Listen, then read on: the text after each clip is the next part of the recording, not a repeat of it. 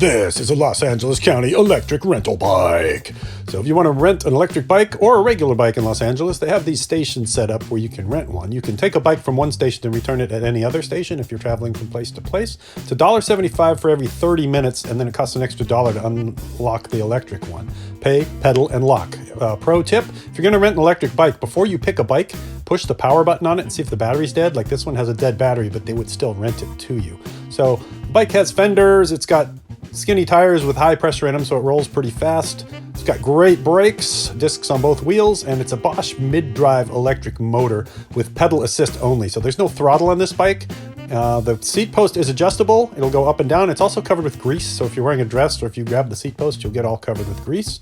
And on the back, it's got a 3-speed internally geared hub shifter.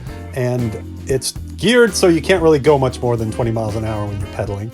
You'll see that later. It's got a basket on it. It's got gear shifter, 1, 2, 3, front and rear disc brakes.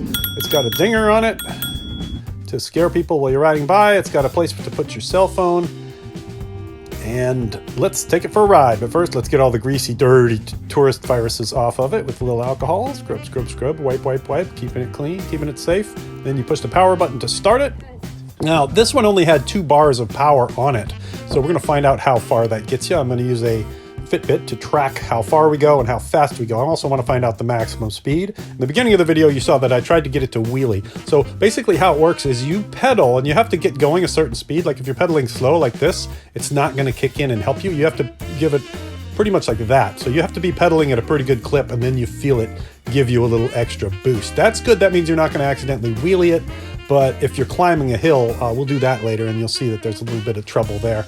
But it cruises along real nice up to about 15 miles an hour and then it stops helping you. I think that's the government, the law is that you can only go 15 miles an hour on an electric bike. So the gearing is set up to not help you above that. Now, climbing up this sketchy ramp, I found out pretty quick that if you're in too high a gear and you're not turning the pedals fast enough, it doesn't help you at all. So for hill climbing, you want to be in a low gear. And once you get the pedals spinning fast enough and it reads the speed of your pedal cadence, then it'll kick in and it'll glide you right up the hill. Just a little boost, not too scary.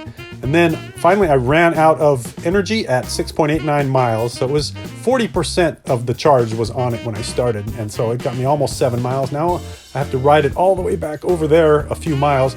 And this thing feels super heavy when it's not helping you out. So it's a grind getting back, and you're paying $1.75 every 30 minutes as you go back there. When you lock it back into its little return cart, you want to make absolutely sure that you hear it go beep and ding and see the green light flash. One time in Vegas, I rented a bike and I just barely parked it in there and I ended up paying a lot for it because I didn't make it go ding. So overall, great fun for the tourists. It's a nice little boost and it gives you a lot more range on an easy bike ride, especially if you're not in great shape.